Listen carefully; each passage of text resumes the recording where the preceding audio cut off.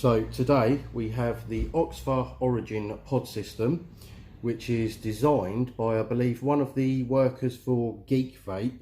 It's his own design and his own branding. It's got no Geek Vape branding on it. The make is Oxva and the mod is an Origin.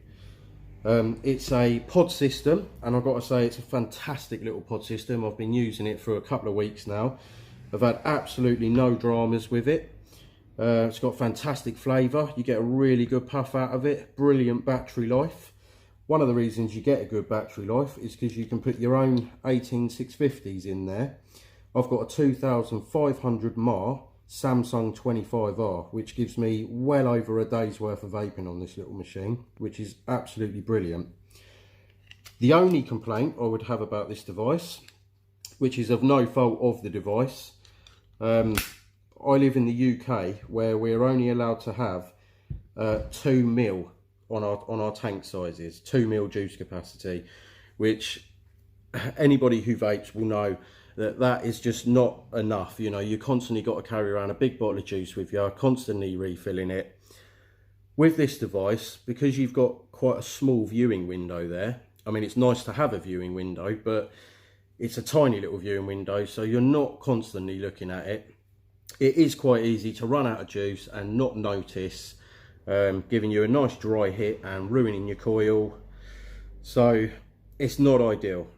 I always like to take the little rubber grommets out of the pods that come with the pod systems. It's usually pretty easy to do as well.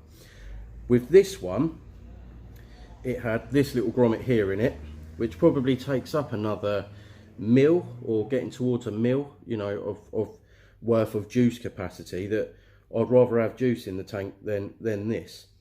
So what I've done is pulled the coil out, and then I've used this very basic little tool here. It's just a metal spike, so you could use a pin, a nail, you know, anything of the sort.